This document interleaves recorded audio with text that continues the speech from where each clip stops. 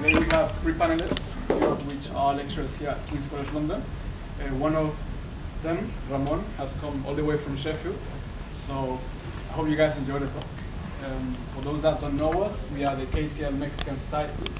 We try and host a number of cultural events as well as seminars throughout the year to teach people about Mexican culture, but as well raise awareness about issues. Believe it or not, some students came up to us regarding this event and said that we shouldn't be doing this type of events, that we should be trying to only show the positive image of Mexico and the nice things. While I agree that it's very important to highlight the richness of our culture, at the same time we cannot block the sun with one finger. The war on drugs is something that maybe every Mexican can relate to, while if it's because we might know someone who has been kidnapped, or we know of people that have been affected by the violence, we've all been affected. So I was told at time that as ambassadors to our country, we should only be showing the good things, but I think that we should not be ambassadors to our country at all, because the state of Mexico has been implicated in a lot of the violence that's currently happening. So we should be ambassadors, but ambassadors to our people. And that means doing these kind of things to raise awareness about what is happening, because unfortunately the media doesn't talk too much about it. I think there's some people from Mexico Solidarity Group in the audience as well. If you guys would like to maybe give an announcement at the end of any events that you guys might have planned regarding what's happening, please do so. And now I won't hold you for more. I'll give the word to Paulina, and I guess we can start. So again, we would like, on behalf of all the committee of the Mexican Society, we would like to welcome you all to this event, which has been up to far our most successful event in terms of attendance, so thank you all for coming. The format of the event will be as follows. Each one of our presenters, or of our panelists, will have 20 minutes to present their views. After which, I will be timing them, and we'll be passing them a paper saying that they have 5 minutes and 2 minutes, so that we don't run over. After that, we will have a set of discussions, both amongst them, and then the audience can participate and ask questions to whichever panelists that you wish. We can stay here until around 8:30, 8:40, so you can hopefully ask all the questions that you want. So without further ado, we're going to start with Dr. Pablo Calderón.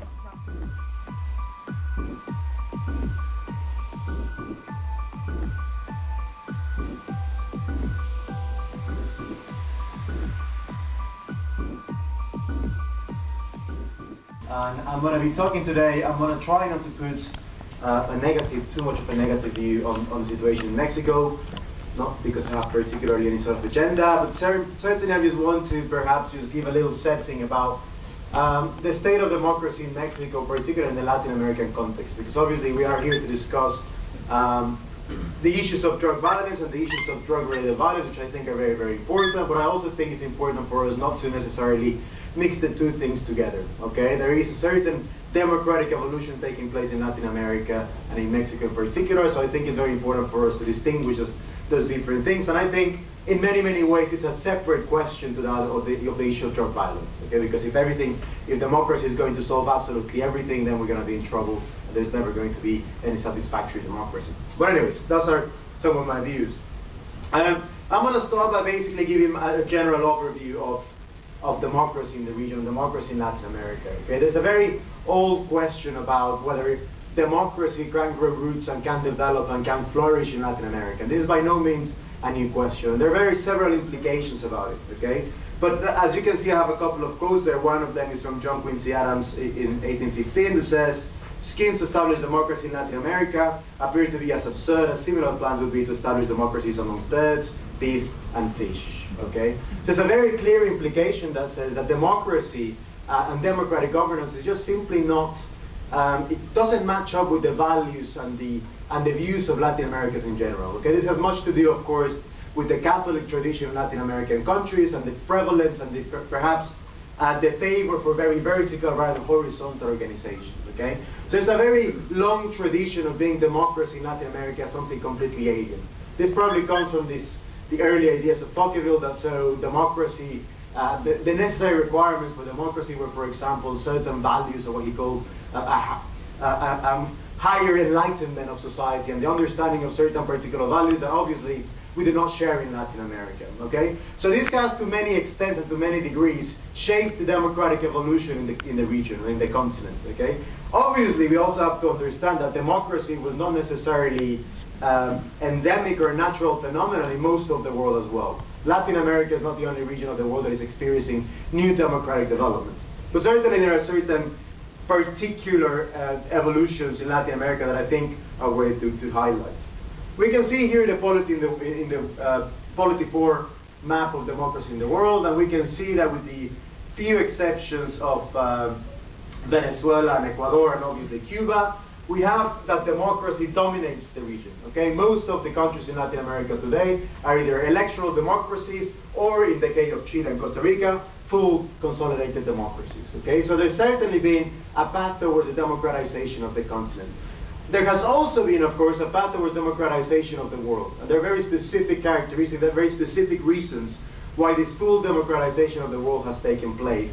But for now, I just want to show, and I just want to evidence that there certainly is democracy is taking roots in Latin America. Okay? So John Quincy Adams' predictions are obviously wrong. Democracy can happen in Latin America, can flourish in Latin America, and indeed it does. However, this does not obviously mean that the picture is quite clear. Here I've put together sort of a path of the evolution of democracies in Europe, in Western and Central Europe in particular, okay?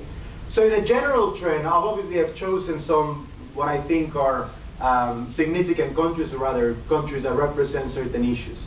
We can see there that in general, there is a complete and a total tendency towards the higher levels of democratization or towards consolidating democracy. It's a very clear path towards from authoritarianism or from less than democratic regimes. And there's a very clear movement, with a few exceptions, of course, France during the 1960s and Hungary in the early 1950s, where democracy collapsed. There seems to be a clear path towards that particular point, okay, towards the higher levels of democracy according to Polity 4, okay? You can see there that from the beginning of the 1970s, particularly with the transitions in Greece and Portugal and obviously Spain in 1975, we have a straight movement towards democratization and then followed by the collapse of the Soviet Union. And you have a very clear view, and a clear sort of chronological view of democratization in Western Europe, okay? This is a very clear sequence of events. This is how the same path and the same trend looks like in Latin America.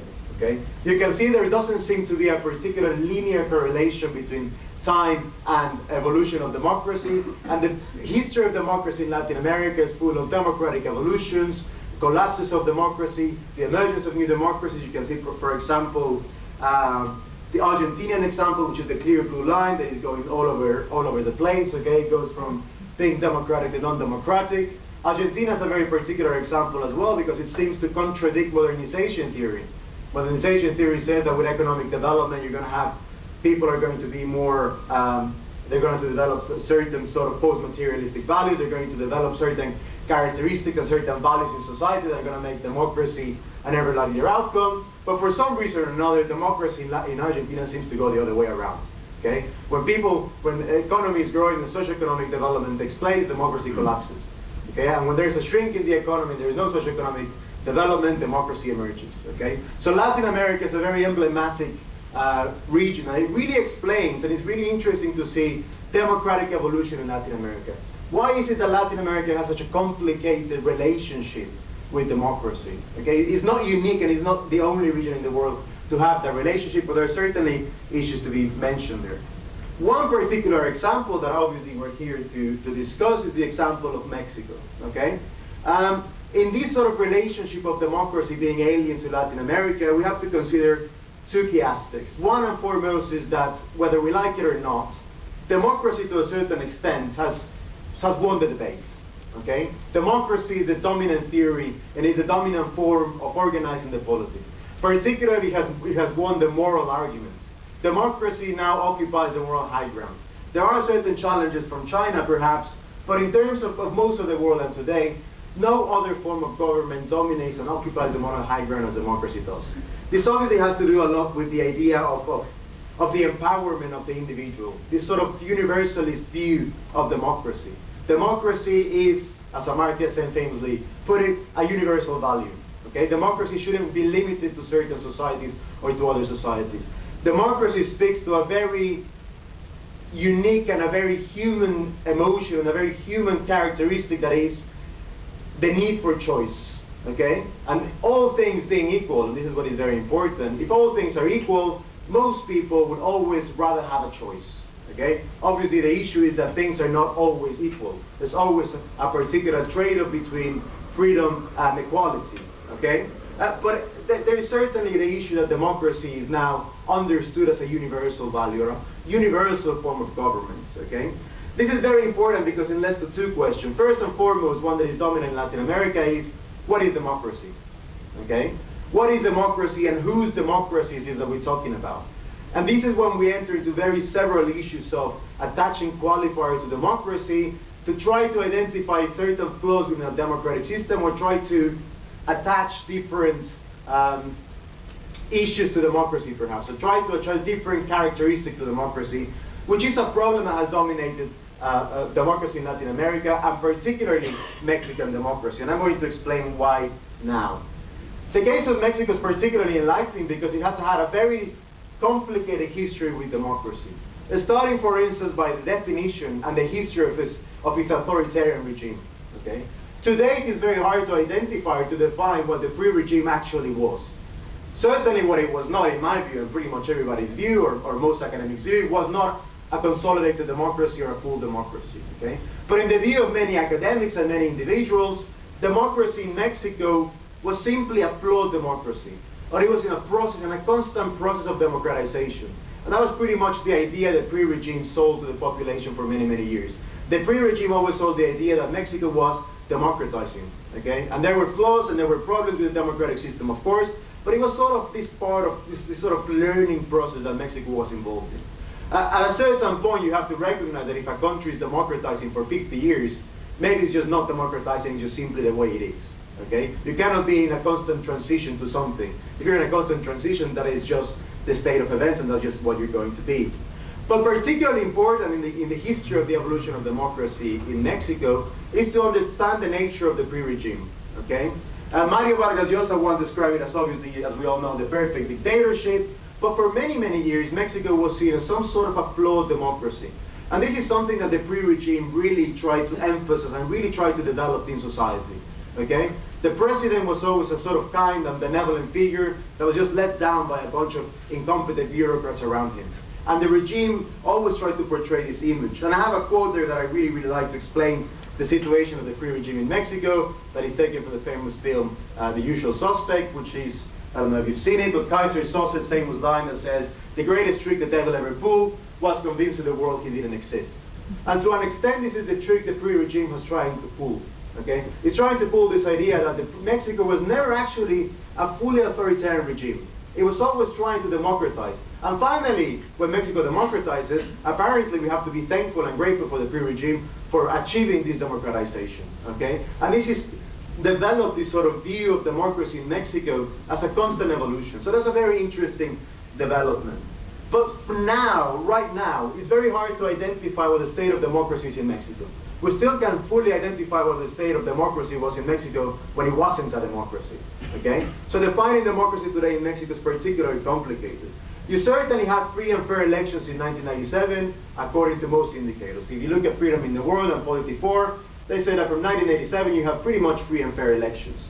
However, the key institutions of the pre-regime remain the same, remain simply unchanged. We still have the same constitution, we still have the same institutions, you still have the same Congress, you still have the same political parties. Okay? There is clearly a lack of institutional reform. So what is the state of Mexico's democracy?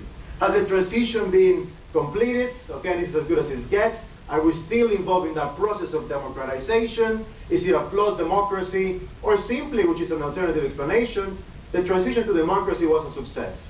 Because at the end of the day, the only problem that democracy solves is the issue of political representation. Democracy only serves for us to work out who is going to be our representative, who is going to be the government. Everything that has to do with insecurity, inequality, etc., there might be very big problems, but they have nothing to do with democracy. Democracy does not solve the issues of inequality, at least not inherently, okay? It's not a characteristic of democracy. So we really have to analyze this and try to take a very cold view of these issues.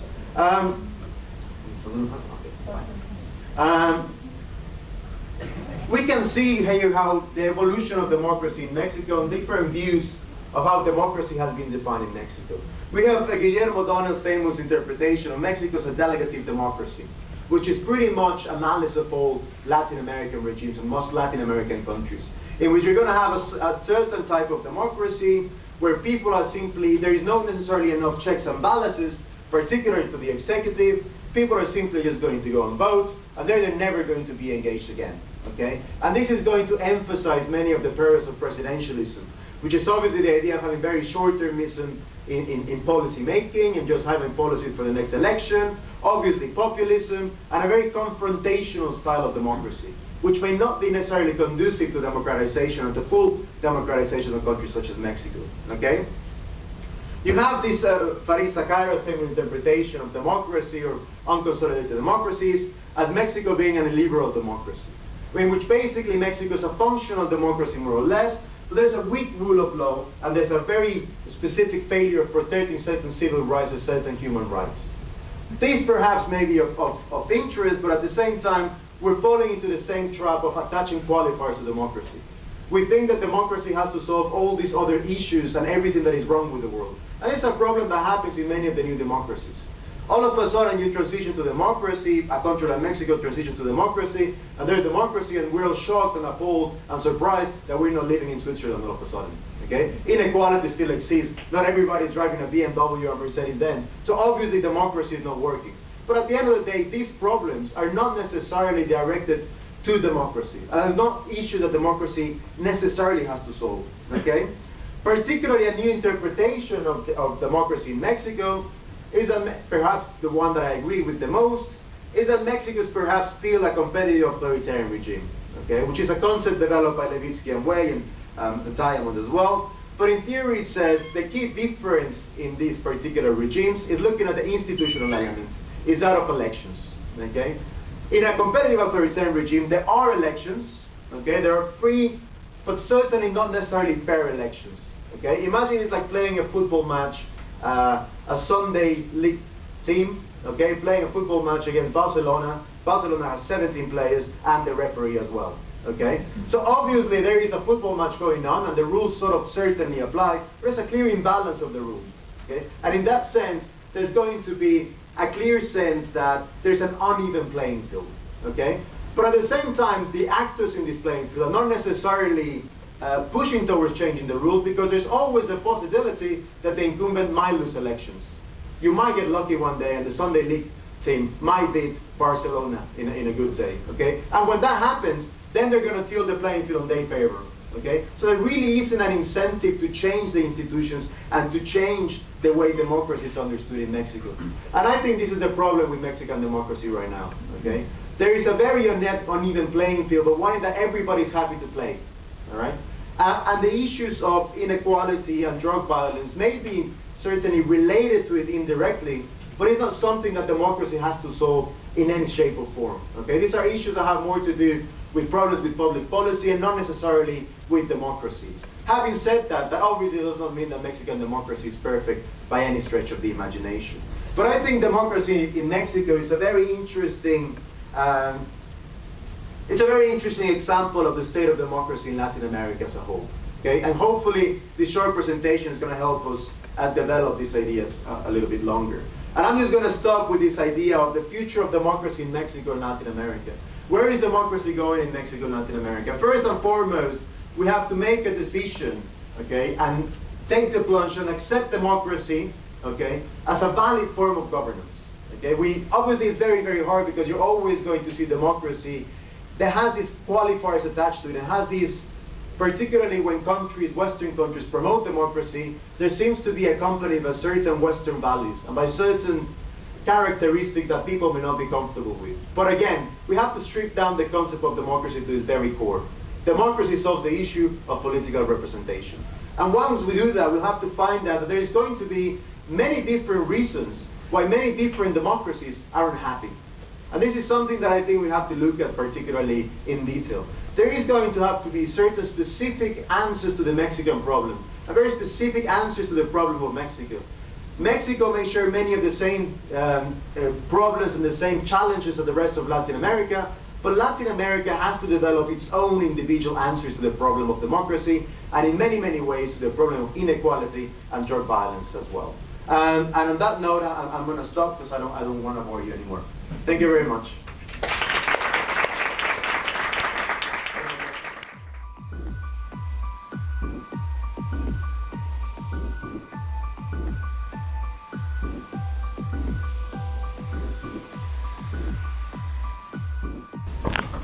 Well, I just made a last-minute decision. To change a little bit my speech after listening to this very interesting presentation. Well, I'm from Mexico City. I'm doing my research on a similar topic. Let's say comparative politics, the regime analysis, but of Cuba. And why Cuba? I'm not going to talk about Cuba, but I just want to share this idea. Looking at Cuba is in a way looking at how Mexico was on the classic golden age PRI's regime of the 1930s, maybe 1940s as well. After the Mexican Revolution, you had a regime that, just as Cuba, claimed its legitimacy on saying that it was the embodiment, the personification of a revolution that had just happened. These two similarities are very peculiar. You don't have that in any other part of Latin America, maybe in Nicaragua, but at just some extent. So that's why I'm looking at Cuba. I don't know if you know Slavoj Žižek, who's a famous philosopher from Slovenia. For him, the access to truth can only be made by taking sides. So I'm going to take the side of socialism, of socialist idea. Before becoming engaged in academic studies, I was part of the socialist movement in university in Mexico and several other places. So I'm going to be straightforward in this. There's no objective way of talking about politics. There's no neutral way in talking about politics because we are engaging with something that involves several interests. So I'm not going to be elusive on that way. I'm just talk about this. So why I decided to change what I had already planned, because I totally oppose what I just listened to. There's a famous joke by Slavoj Žižek that summarizes the whole atmosphere of the decade of the 1990s, and that can be actually related to your own living experience. I don't know if you have paid attention to the themes of all movies we watch, all the series we watch. It's about a zombie apocalypse or a meteor coming to destroy the earth. So we are obsessed with the idea of the end of the world. I'm following in this to Slavoj Žižek, but we cannot think of something different to this combination of liberal democracy and capitalism. So we are obsessed with the idea of the end of the world, but we cannot actually think or dream or suggest something far more moderate as a radical change to the political economy. So what I do challenge from this view is that it totally loses in perspective the political economy of how the Mexican state apparatus was built during the whole 20th century. And one important process that started in the 1970s and is very closely related to the rise of the war on drugs is a very radical entrenchment of neoliberal reforms that actually dismantled the whole nationalist economy that Mexico had achieved as part of a defensive nationalist response in order to be defensive to the United States. This started after in the 70s, more clearly in 1994 with the signature of NAFTA, when the whole political economy of Mexico changed. And the interesting thing here is that we are not able to read the disaster that caused.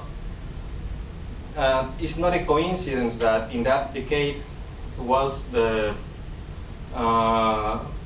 these were the years in which most people left Mexico to work in the United States. It is no coincidence that in that decade the agricultural sector of Mexico was basically destroyed. And that first neoliberal cycle was now, if that was like neoliberalism 1.0, now we have like a neoliberalism 2.0, in which now we have privatized the future oil fields in Mexico. And this is just the context which can explain why the rise of the war on drugs. Because I don't know if you, in your experience as Mexicans, have noticed the change in the Mexican stereotype. If a couple of years ago, before 2006, we were still like these funny guys with a hat and sleeping next to a cactus. Now we are mostly almost the same, but we might be hiding a Kalashnikov and we are ready to sell cocaine. So, but it's funny in a way, yeah. But it also summarizes how Mexico has changed a lot in a couple of years. And in this, I want to emphasize like one very, very dramatic year, which was 2006. It was a year of elections. It was a very contested elections. It was for the first time that you actually had a rebellion, almost a revolution in the state of Oaxaca. That I don't know if you remember the apple, maybe some of you were very young. Me and other comrades participated on that.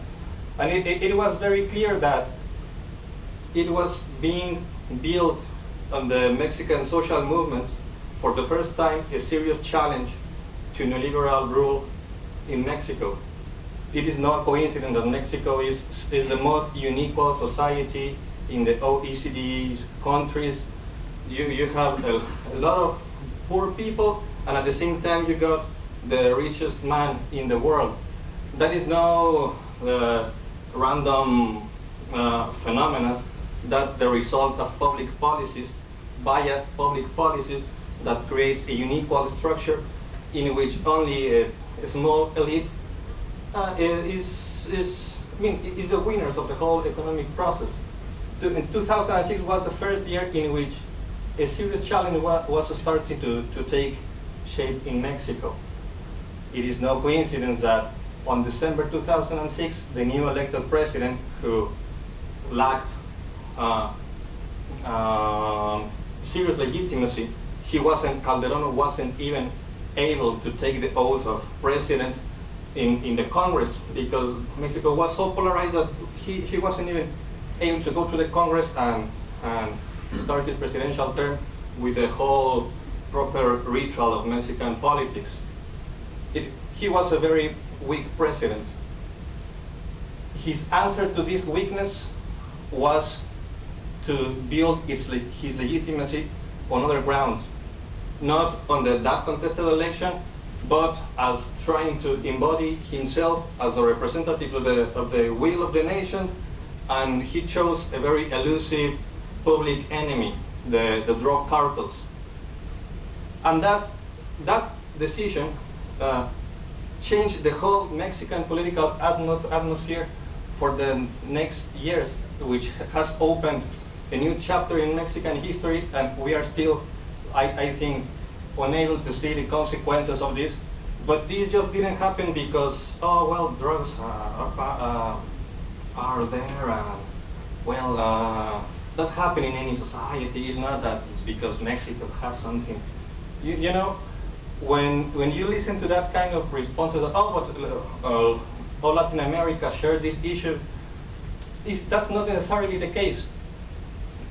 Before the war on drugs of Mexico, we had only one example in Latin America of this kind of policies, Colombia, which is no coincidence that it was the closest ally to Washington politics in the region. So I wouldn't talk about one Latin America that has similarities, but actually there are two Latin Americas. One in which neoliberal politics have, at some extent or another, been revised. Now, in several countries of the region, mostly South America, there is no taboo talking about social inclusion, talking about social distribution of income. There's no taboo talking about that. But Mexico, Central America, and Colombia, there's another matter. If in Argentina, I don't know, if you look at the newspapers every day, most news, I mean, if you want to talk about key words that summarizes Argentinian politics or South American politics, it's about income, banking sector, poor. So it's mostly about economics. If you look at newspapers in, I don't know, in Colombia and Central America and Mexico, it's drug cartels, assassinations, killings, everything you can imagine. That is not the product of random phenomena of nature, but the product of public policies. And all this is just an introduction to because we don't have so much time to talk about what happened just in Ayotzinapa. That's just a new chapter. That's barbarianism. I mean, I'm going to relate this to avoid getting emotional, to talk about critical theory. I don't know if you are aware of the Frankfurt School critical thinking of the first half of the 20th century. For Walter Benjamin, every sign of fascism, of barbarianism, is the sign of a failed revolution. In that sense, what we might be witnessing on Mexico with the rise of the war on drugs and drug cartels who are unleashing a lot of violence and in close cooperation with state agencies, maybe the Mexican left has something to say about it. Maybe the most painful drama of Mexican politics, I mean mainstream Mexican politics, is that the ruling coalition, PRI, PRD, PAN, all became, in the last 20 years, ideologically similar.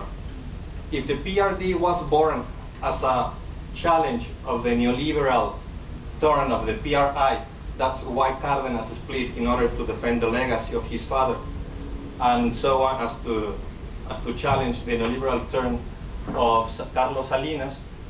In the next 2 decades, the PRD was lost as an alternative to neoliberalism and actually forced the same policies that was called in Mexico 2 years ago the Pacto por México. The privatization of future oil fields wouldn't have been possible without the cooperation of the two right parties and the other left party.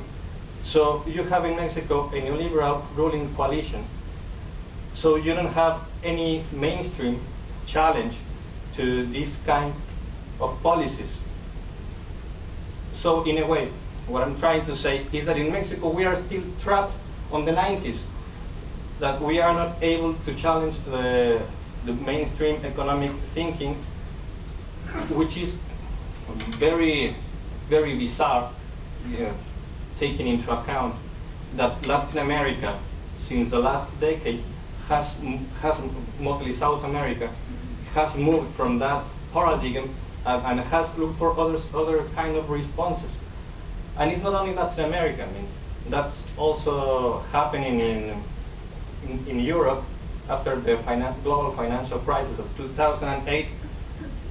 which as an effect, this week you for the first time are going to witness, probably, possibly, hopefully, on Greece, a very far left party that might win an election as part of a new wave of challenge to these policies that create a lot of inequalities and all of this. So what I would say is that we would need in Mexico to actually start moving from these paradigms. In terms of the war on drugs, you can see actually a new phenomenon going on in place. The first challenge to war on drugs was in 2011. I don't know if you were aware of the case of Javier Sicilia. His son was killed, and it created the first social movement against Calderón's presidency and the war on drugs that was taking place. It was a peaceful demonstration. He was very moderate. He was willing. He was keen to have meetings with the president, with the senators. He asked them to revise the policy, to revise the militarized approach to the war on drugs, and to actually, why not in Mexico? Why we wouldn't take the actual policy suggestions of the United Nations in the sense of experimenting with drug legalizations, and also to address redistribution politics. Sicilia was taken apart, that which could have been a serious challenge to the war on drugs was ignored. And at that stage, the number of killed people in Mexico was over 100,000. 3 years later, now we had 43 students kidnapped by municipal police forces, and it seems that the phenomena is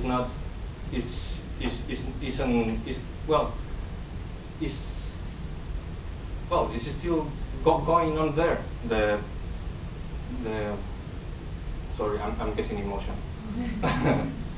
But if I was to summarize the current situation in Mexico, I mean, these days, you have two versions of what happened in Ayotzinapa.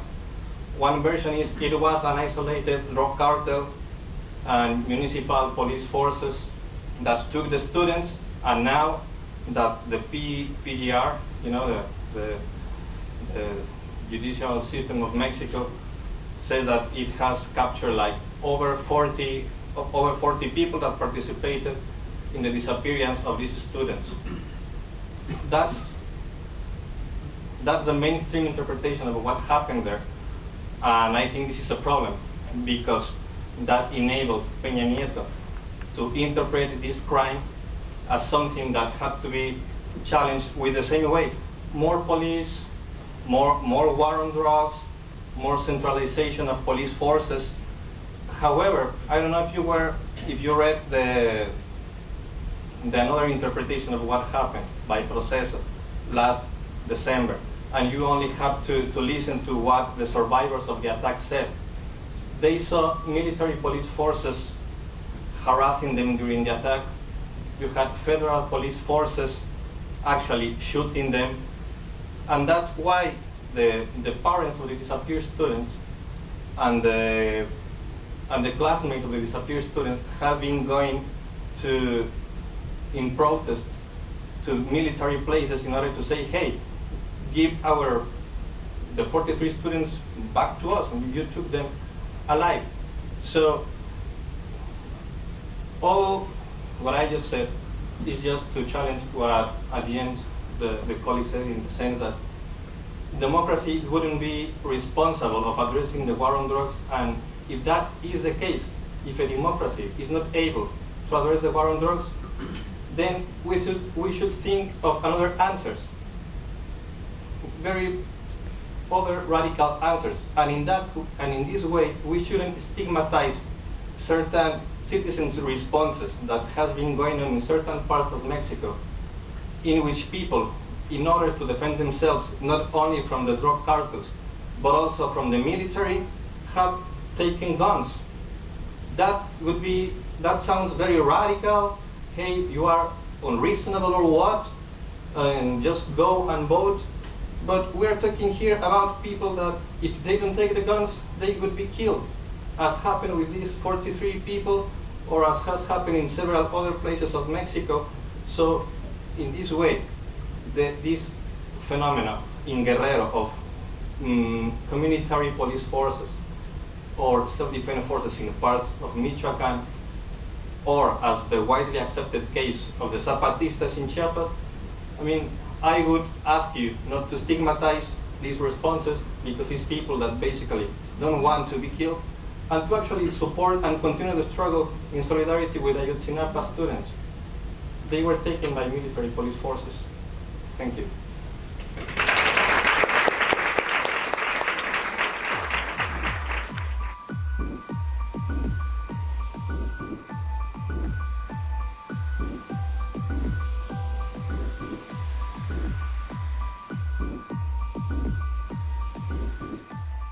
There's something unique about organized crime that distinguishes it from regular crime. It's not that it's more sophisticated, it's not that it's more organized. It's that when organized crime disappears, some people are disappointed, right? People who are robbed are not disappointed when robberies don't take place. People who are assaulted aren't disappointed when assaults don't happen to them. But there's something about organized crime, he says, that there's something that some people like about it. And he wants to figure out what that is. The current literature, several decades on from Professor Schelling, makes two definitions and a distinction between what organized crime groups are and what mafia groups are. Okay? An organized crime group attempts to regulate and control the production and distribution of a given commodity or service unlawfully. So an example of this would be someone who wants to control the distribution of a particular drug in a particular neighborhood. That would be an organized crime group. They may also try to control the provision of goods that are typically legal in an illegal fashion. Maybe something like cigarettes, which are legal. They're so expensive in this country that I'd like to start smoking, but I can't afford it. A subset of these organized crime groups are mafia groups, okay? And this isn't necessarily the mafia of Italy. This is a technical term used in sociology and other social science disciplines. What a mafia group is the type of organized crime group that attempts, in particular, to control the supply of protection, okay? Sometimes that's protection over illicit goods or non-illicit goods or services that are illegal. But what's unique about mafia groups is this desire to protect or to make money through the offer of protection. And the way that sociologists have used this term, that other social scientists really, is that this protection may be over the property, it may be over drugs, to whom you can't go to the police if someone steals. And it could also be the protection or the assurance involved in an exchange, a commercial or social interaction that people are taking outside of the legitimate sphere in society. So if I make an agreement for drugs and you deliver a quantity or quality that's different from what I expected, I can't call the police or a lawyer to complain about it. So there's protection that mafias provide in trying to facilitate those types of illicit transactions. So in the literature, that's the two ways that those terms are currently used. Some great books. This is from 1993. Is Diego Gambetta, kind of a major figure in this literature. A more recent piece by Federico Varese, who's a sociologist in Oxford, brilliant man, looks at mafias on the move. And the goal is to develop a theoretical framework that's non-normative to explain the observed variation in where mafias are active. Why are they important sometimes in places and not others? And why are they important in a particular place at one time but not another time? So why do mafias exist? Why do groups outside of the government want to provide protection, or in fact provide protection? Well, there's four main ways that I'll touch on briefly here. The first is geographic distance. There are regions in the world, certainly throughout history, but even today, where people live so far away from the government that the government can't be bothered to provide the protection and the order that people desire. The second reason is major political change. Fall of the Soviet Union, the end of feudalism in Italy. When there's political revolution, when there's riots, when there's unrest and uncertainty, sometimes the security that people often desire can't be provided through the government. And people will turn to alternative sources of protection, these so-called mafia groups. Ethnic and social distance can give rise to mafia groups. Perhaps in the United States, inner city communities, the police don't provide the protection that they should, that some people in those communities need, so they seek out alternatives. Okay? And then finally, prohibition. Right? The illicit nature of many goods and services, of the transactions for goods and services, means that access, recourse to formal courts of law and formal law enforcement are not available. And in those arenas, people need to find their own self-protection opportunities, and many times that takes the form of these mafia groups. So the way that I want to think about this framework is to think about organized crime in Mexico, which is engaged in prohibited activities. Their source of protection is not always, and what I'm mostly interested in talking about today, their source of protection isn't from other members of the underground economy, in the underground world, but that source of protection is illicitly provided through formal mechanisms or from people in formal positions of power within the government. So I want to think about why is it, how do we understand the relationships between people who need protection and when that protection is coming from people vested within a broader, more traditional government framework. So there's some excellent work by Snyder and Ramon Martínez that develops an answer to this question, which is why is it that illegality breeds violence? Drug trade is not violent everywhere it's practiced. Some places, yes, some not so much. The same activity is sometimes violent in some countries, but at earlier or later periods, not as much violence. So there's this variation that we need to explain. The answer that these authors give is focusing on the importance of the state-sponsored protection racket. So that's what I want to talk a little bit about today. So a state-sponsored protection racket exists when public officials don't enforce the law or enforce it selectively against the rivals of a particular criminal organization. Okay? That's a desire, that's a service that someone engaged in criminal activity may be very happy to receive and be willing to pay for. When these state protection rackets are effective, there's stability and low levels of violence. And I'll talk a little bit about why that is. What I'm interested in is understanding when do these state-sponsored protection rackets fail? What undermines them? What causes instability in those relationships? When those things happen, violence rises. So what I want to do is think about how organized crime and the need for these protection rackets may help us understand different levels of violence in Mexico through time. So protectors, the people who are on the state-sponsored side of the protection racket, there's two things to think about with them. For them to be effective, they have to be able to make a credible threat of enforcing the law or withholding enforcement of the law. If they can't enforce the law or choose to withhold the law, then someone who wishes to be preempted from their enforcement isn't willing to pay for it, right? They have to be able to deliver non-enforcement to be paid for doing so. Second, these protection rackets work best when not only can the state individuals enforce the law or not, but they can selectively choose to enforce the law. If you're an organized criminal organization and the state can either choose to pursue you or not, or better yet, pursue your rivals or not, they have a bundle of services that you would be very happy to pay for. On the criminal organization side, for a state-sponsored protection racket to exist, the criminals have to be able to make a payment to the individuals who are operating the state side. And they have to be able to agree with certain agreed-upon behaviors. Okay? Maybe not necessarily specific to Mexico, but in many instances of state-sponsored protection rackets, part of the deal is that we will withhold enforcement as long as you don't do particular types of criminal activities or you keep it in certain geographic regions. If you can control your organization enough to abide by the agreement in that state-sponsored protection racket, then there's a mutually beneficial exchange for those parties that might take place.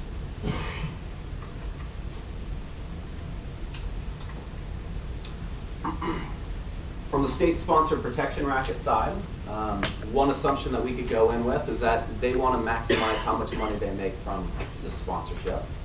That's not necessary to the deal, but that's kind of what we often see. For them to make the most money possible, they would like to protect many different organizations who are all willing to pay for the privilege of non-enforcement of their activities. From the criminal organization side, we also can assume, as economists, we like to assume lots of things. Maybe you'll think it's realistic enough. We assume that criminal organizations are also profit maximizing and would therefore like to limit how much they have to spend to elicit this protection. Now, in contrast to the desires of the protectors for the criminal organizations, they want to be the only organization that receives this benefit of non-enforcement. That allows them the greatest opportunity to earn money in the different activities that they're engaged in, and it means that they can use the state-sponsored protection racket to punish their rivals kind of powerfully, right? That secures their position in the market. So what I've tried to describe is an opportunity for state-sponsored side and a criminal organization side that there's a situation where they can both make each other better off, maybe to the detriment of other people, but certainly to themselves. When that state-sponsored protection racket is effective, there's stability, and stability leads to lower levels of violence. So what's necessary for stability to emerge in this unconventional partnership? The first is time. The longer this relationship is expected to last, the easier it is to get along. The longer you work together, the more you can learn that you can trust your trading partner, the more information you learn about what is useful to them and how to deliver it to them at low cost, and the more information you have about how to avoid influences from other third parties. A second crucial characteristic for stability is geography. The spatial distribution of the protectors, who has control over the legal enforcement mechanisms, and where these criminal organizations operate is crucial to understanding when stability is maintained and when it's undermined. So the point that I want you to kind of pay attention to close here is I'm going to put up 4 different depictions of how this geography can vary. This is a situation where there's one protector in many organizations. So the big circle is the indicator of protector, and there's 4 criminal organizations on the inside there.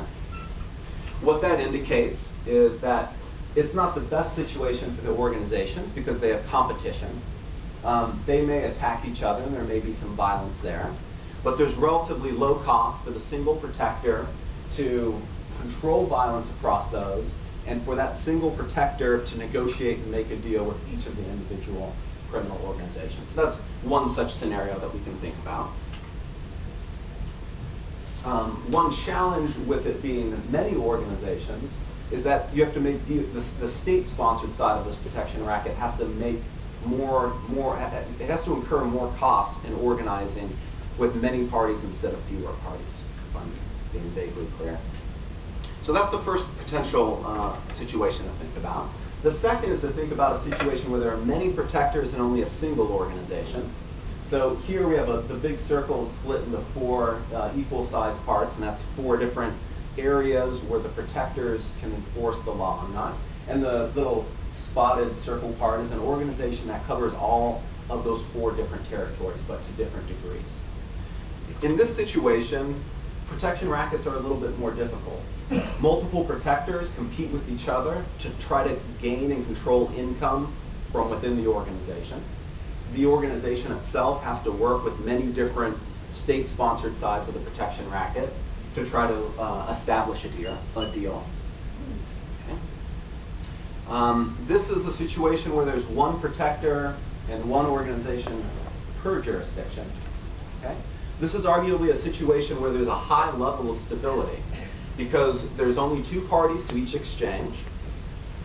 There's not conflict within each section. There's not violence between the organizations or between the protectors if they're trying to establish this relationship. This is neither the first choice option for either the protector or the organization, but it's one that's likely to be stable. A difficult, sort of the least stable situation for one of these to work is one where there are changing boundaries, many protectors, and many organizations. So this little chart here, you probably can't see it, especially farther in the back, but these are dotted lines, and that's where the borders used to be. And then these dark lines are where the new protector borders are. 4 different criminal organization areas there. And so what we have in that situation is that the ability to control whether or not law is enforced or not changes. It splits in organizations across 2, undermining the ability for these easy exchanges to take place. So it's no longer one protector, it's one organization. It's 1 or 2 protectors, maybe 1 or 2 organizations, and they're changing. When a potential exchange like that takes place, it's much more complicated, much more difficult. There's a potential for more violence. All of this uncertainty undermines the stability, and it's that stability that provides the protection and the orderliness to that illicit community, and that's a bad situation. So, as the non-regional expert, just drawing on a few academic articles that I've read, how can we use this model, this way of thinking about geography to understand Mexico? Well, up until the late 1980s, PRI had something like hegemonic control. There's a single protector and many organizations. They were there, and they have long time horizons so that they understand that they're going to be in that relationship for a while. They've learned how to make a deal, so to speak, with these criminal organizations and to profit fairly handsomely from doing so. Starting in the late 1980s and beyond, and your depiction of the Quality 4 chart shows in the late 1990s, democracy increasing substantially. What we see is that state-sponsored protection racket, it breaks down, and it breaks down for a few reasons. There's greater democratic competition. There's less ability to know that I'm going to be in office later. If I am, as part of the state-sponsored protection racket, know that I'm not going to be in office later or think I might not be, then I want to get as much as I can now. And that short-termism undermines our ability to have a relationship into the future. Second, efforts to reduce corruption undermine the ability for corrupt officials to work effectively in a state-sponsored protection racket. There was ongoing creation and elimination of offices that changed also geographically. That means that we have more of so that's the last picture I showed. There are borders changing. That creates uncertainty. It undermines working relationships and ways of habit. There's relocation of personnel, which shortens the time horizon that these people have and being able to facilitate the protection racket. And then there's mass firing of corrupt staff. Each one of these undermines what we might think of as kind of a dark relationship or a deal that we're not maybe very excited about in the first place. But the fact that it's undermines the stability and the protection that protection racket created.